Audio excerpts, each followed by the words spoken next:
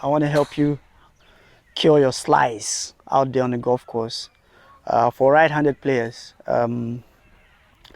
lately I've been seeing a lot of players complain that they're slicing the ball, and that has been a problem for higher handicap players. Today, I just want to help you set up for kind of a success, because one thing you notice that is so um, accurate and from the data is that when you set up for people who slice when they go out there on the golf course, what they tend to do is actually for right-handed players, they start to aim left of the target. um, and so they're looking for quick fix basically, and unfortunately my brother, my sisters, that's actually a wrong way to approach a cure for a slice. uh, so what you see a lot of them doing is actually they'll set up properly, but their upper body is actually aiming left side away from the fairway.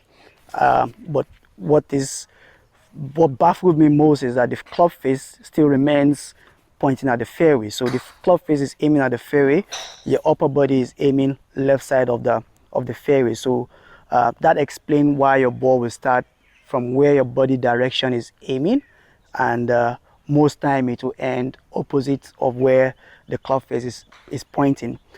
So let me just give you the proper way of how we set up for right-handed players again.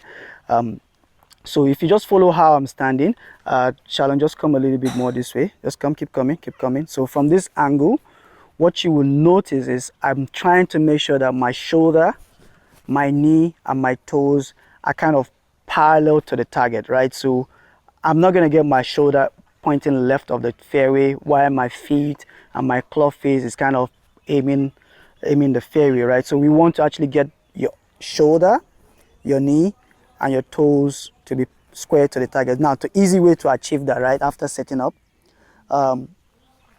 this is a typical slicer position. This is a typical slicer position. Now, from down the line, what you will see is his left hand is under his right arm. This is already shows that you're going to slice the ball, right? Except you close the face completely. But what you see successful players, for right-handed player, what they do is actually right hand is underneath your left hand. So you kind of see how I'm moving my right hand in a more relaxed position, whereby you can see the whole of my left hand on top of my right hand for right-handed players, right? So now doing that, automatically I've kind of squared the shoulder a little bit. Now because I'm a slicer, I'm still gonna have my shoulder still pointing left of my target.